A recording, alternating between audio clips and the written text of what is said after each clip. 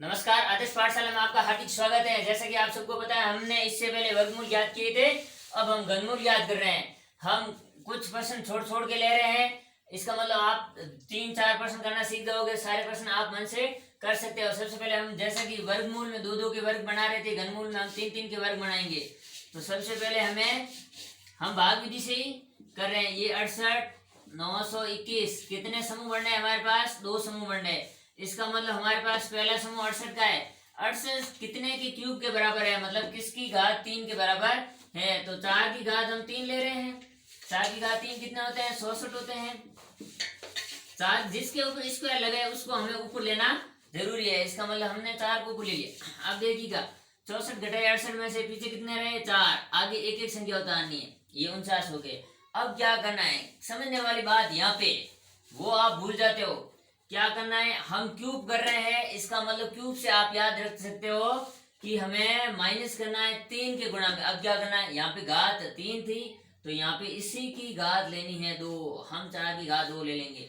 अब यहाँ पे मन से संख्या रखनी है कि इससे आगे नहीं जाए। अब यहाँ पे कितने हो गए? 416। 16 को 3 से गुणा करोगे आप तो 48 हो जाएंगे। अब देखिएगा, 48 को किससे गुणा करें? इससे आगे नहीं जाए तो एक ही लेना पड़ेगा हमें। तो यहाँ पे हो गए ये 48 माइनस करेंगे हम, लेकिन यहाँ पे 1 लिया हमने तो इसका मतलब ये 1 हो गया। अब क्या करना हमें? अब ये करना है, ये 3 तो 3 ही रहेंगे, गुणा 4 की घात 2 थी उसकी जगह 4 की घात 1 हो जाएगी, गुणा 1 की घात 1 थी उसकी जगह 1 की घात 2 हो जाएगी। ये बढ़ जाएगा। अब देखने यहाँ पे शेष क्या रहा? 1। अगला अंक क्या है? 2। ये कितने हो गए? 4 3 12। 1 की घात 1 कितने हो गए? 12 ही हुए। तो हमें माइनस करने हैं 12। अब क्या करना है, देखिएगा पीछे क्या रहा? कुछ भी नहीं रहा, 0 रहा। अगला क्या अंक है? 1 है। अब क्या करना हमें, इसका क्यूब, 1 का क्यूब क्या होता है? 1 ही होता है। इसका मतलब अब हमारे पास कुछ भी शेष नहीं रहा। और 41 का क्यूब क्या होता है? 68, 921। इसी प्रकार इसी प्रश्नों को करेंगे। पहले 3-3 के समूह बनाएंगे। कितने समूह बनने हैं? 1 2 और ये 1। इसका मतलब हमारे पास समूह बन रहे हैं 3। तो हमारे पास अंक भी 3 आएंगे, 0 61। और अगला समूह है 208 का। अब देखिएगा 3-3 का समूह बना दिया। पहला समूह हमारे पास 1 है तो हम 1 का क्यूब लेंगे। 1 का क्यूब क्या होता है? 1 ही होता है। 1 का क्यूब क्या होता है? 1 होता है। तो ऊपर क्या आएगा? 1। अब 1 में से 1 हमें घटाना, पीछे क्या रहा? 0। और अगला अंक भी हमारे पास क्या है? 0। और इस तरफ क्या करना है? 1 का क्यूब, इसको क्या करना है? 3 से गुणा करना। -3 से गुणा करोगे आप 1 के स्क्वायर के साथ। अब देखिएगा किससे गुणा करें? 0 से आगे नहीं जाए। आपको पता है 0 को किसी संख्या से गुणा करेंगे तो वो 0 बन जाएगी। इसका मतलब आप इसको गुणा करोगे, क्या बन गया? 0 बन गया। और हमने 0 से गुणा किया था, ऊपर भी 0 लिखना पड़ेगा। अब ध्यान से देखना, 0 में से 0 गए, पीछे कुछ भी नहीं रहा, 0 रह गया। अब अगला अंक हमने 6 उतारा, कितने बन गए? 6। अब क्या करना है? 3 गुणा 1 का स्क्वायर की जगह 1 गुणा 0 का स्क्वायर। 0 का स्क्वायर भी 0 ही होता है। इसका मतलब इन सबको 0 से गुणा करोगे 0 आ जाएगा। अब क्या करना है? अब देखना, ये रह गए पीछे हमारे पास 6। अभी तक हमारे ये 0 ही चल रहा है। जब तक क्यूब नहीं आ जाए तब तक ऊपर कुछ भी नहीं लिखना है। तो पीछे रह गया हमारे पास, शेष रह गए 6। अगला अंक उतारा हमने, हमारे पास रह गया 1।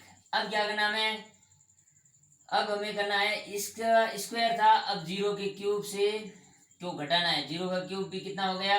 0 ही हो गया। अब ये क्यूब आ गया, ये ऊपर चला गया।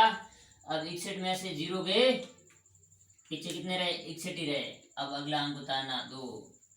अब देखना कि ये जो 10 है ना, इसको गुणा करना है 3 से।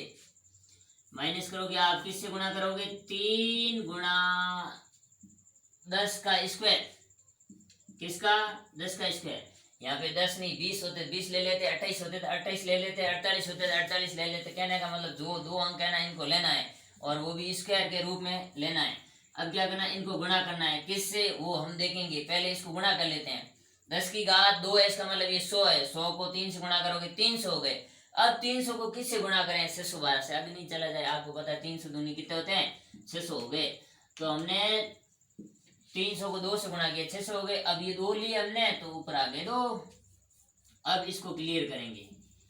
अब 600 में से 612 में से 600 गए, पीछे रह गए 12।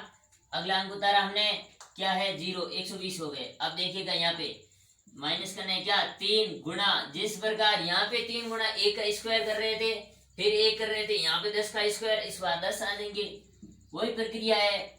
इस प्रकार यहाँ पे क्या कर रहे थे, 0 का पहले 1 घात थी, फिर स्क्वायर किया, फिर क्यूब किया, इसी प्रकार इसका भी पहले 1 घात आई, अब गुणा कर लेंगे इसके स्क्वायर से।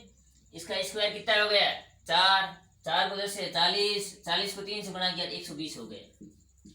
माइनस करोगे 120 तो कुछ भी नहीं रहा, पीछे रह गए 0, और अगला अंक उतारा हमने, कितने हो गए 8। अब हमें क्या करना है, इस 2 का क्यूब करना है, और आपको पता ही है 2 का क्यूब क्या होता है 8, और 8 चले गए, 8 में से पीछे कुछ भी नहीं रहा, इसका मतलब इसका घनमूल क्या है 102। अगली संख्या पे आते हैं हम।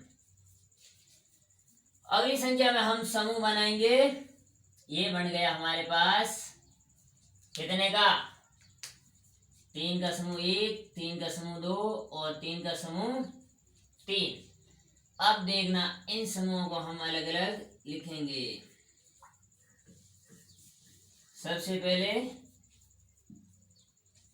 हमने लिख लिया 660, उसके बाद 77, 63, 111। अब देखो 660 है।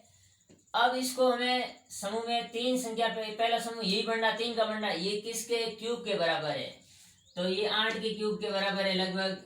अब देखो आपको पता है ये क्यूब कैसे निकालते हैं, मान लो 3 का क्यूब, इसका मतलब ये नहीं है कि 8 को आपने गुणा कर लिया 3 से, ऐसे मत करना, आपको 8 को 3 बार गुणा करना है। कितनी बार, 3 बार गुणा करना है। कैसे करोगे, 8 गुना 8 गुना 8, 8 को 8 से गुणा किया, कितने हो गए 64। अब ये 1 गुना रह गए पीछे, ये हो गए 8। अब 8 का पहाड़ा 4 बार बोलोगे, 4 832 का 2 80 3, 8 संग 48 और 3 कितने होते हैं 51। ऐसे मतलब 8 का क्यूब मैंने कहा था 512 होता है, और यही 512 आ रहे हैं। इसका मतलब क्या हुआ, घात 3 है, जितनी घात होती है उस संख्या को उतनी बार गुणा करता है। ये पहले क्लियर करना था, लेकिन अब याद आ गया, अब आप समझ लेना ऐसे। तो ये कितने हो गए 512। अब देखो 512 घटाने हमें, इसमें से पीछे कितने रहे, पीछे रह गए ये 8, और ये कितने रह गए 5 में से 1 गया, पीछे रह गया 4, और ये कितना रह गया 1। अब क्या करना, हमने 8 का क्यूब लिया, 8 ऊपर रख दी। अब वही बात, -3 को गुणा करना है किसके, इसके क्यूब था, अब इसका स्क्वायर रह गया, स्क्वायर के साथ अब गुणा किससे करना वो तो हम बाद में देखेंगे, पहले ये संख्या उतार लेते हैं। ये 1487 है, 8 को गुणा किया तो कितने हो गए 64, 8 का स्क्वायर 64, 64 को आप 3 से गुणा करोगे तो कितने हो जाएंगे, ये हो गए आपके पास 64 गुणा 3, 4 3 12 का 2 हासिल 1, 6 3 18 और 1 19, ये 92 है, लगभग 192 मतलब 200 के लगभग। अब 200 को आप लगभग 7 से गुणा करोगे 1400 आ रहे हैं आपके। इसका मतलब यहाँ पे अगर 8 से गुणा करोगे 1600 हो जाएंगे, तो आपको इससे करना है 7 से गुणा, तो ऊपर 7 रख दिए। अब देखो 7 से गुणा किया किससे, 192 से गुणा 7, इसको गुणा किया तो हमने 192 आए थे, 7 से गुणा किया तो 7 दूनी 14 का 4 हासिल 1, 7 9 63 और 1 64, 64 का 4 हासिल 6, 7 और 6 कितने हो गए 13, ये हमारे पास 1344 आ गए। अब क्या करना है आपको, वही प्रक्रिया, कौन सी, घटाना है। 7 में से 4 गए पीछे रहे 3, 7 8 में से 4 गए पीछे रहे 4, और 4 में से 3 गए पीछे रहा 1, 1 में से 1 गया 0। अब क्या करना है, इस तरह -3 को गुणा करना है 8 के साथ, क्योंकि स्क्वायर चला जाएगा। अब घात 1 से गुणा करना और 7 का स्क्वायर आ जाएगा। यहाँ पे ये शेष थे, अगली संख्या उतारी हमने, हमारे पास 7 ही थे अगली संख्या भी। ये कितने हो गए 8 3 24, 24 को गुणा करना है आपको किसके साथ, गुणा करना है 7 तो 7 49 के साथ, ठीक है। तो 4 9 36 का 6 हासिल 3, 9 दूनी 18 और 3 21, 416 हासिल 1, 4 दूनी 8 और ये कितने हो गए 9, ये कितने हो गए 6 7 और 9 तो 11, 11 76 हो गए। अब क्या करना आपको, पिछड़ा 1, 13 में से 6 और 2, 261 रह गए, और अगली संख्या उतारी हमने 6 हो गए। अब आपको पता है अगली संख्या हमें 7 का क्यूब लेना है। 7 का क्यूब क्या होता है 343, वही सातों साथी 49, 49 को आप गुणा करोगे वापस 7 से तो आपके पास 343 आ जाएंगे। अब क्या करना है, अब माइनस करना है। 6 में से 3 चले गए, पीछे 11, मैं थोड़ा सा इधर लिख रहा हूं 3, और 11 में से 4 गए, पीछे रहे 7, और 5 में से 3 गए, पीछे रहे 2, और 2 के 2, और अगला अंक 6 लिया था, 6 से अगला अंक हमारे पास 3 है।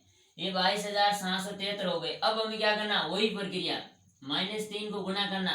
पिछली बार तो 10 ही थे, इस बार 87 है तो 87 के स्क्वायर से गुणा करना, 87 के स्क्वायर से गुणा। अब हमें कौन सी संख्या लेनी है वो तो बाद में देखेंगे, पहले इससे गुणा तो कर ले। 87 गुणा मैं 87 कर रहा हूं, तो 7 7 49 का 9 हासिल लगी 4, 7 8 56 और 4 60, 8 7 56 का 6 हासिल 5, 8 64 और 5 कितने हो गए 69, 9 का 9, 6 का 6, 5 का 5, ये हो गया आपके पास 75। 6 अब इसको 3 से गुणा करना है, 3 9 27 का 7 हासिल 1 2, 6 3 18 और 2 20 का 0 हासिल 2, 5 3 15 और 2 17 का 7 हासिल 1, 7 3 21 और 1 22, 22,707 तो ये भी हो रहे हैं। अब आप इसको 2 से गुणा करोगे 44,000 हो जाएंगे, लेकिन यहाँ पे 22,000 है, इसका मतलब आपको 1 से गुणा करना है। किससे गुणा करना है, 1 से गुणा करना, और 1 से गुणा किया तो आपके पास कितने हो रहे थे, 22,707 ही हो रहे थे। अब क्या करना है, घटाना है। 1 लिया तो 1 रख दिया ऊपर, घटाया, 13 में से 7 गए, पीछे रहे 6, और ये रह गए 2, 7 में से 7 पीछे 0 0 0 0 सब।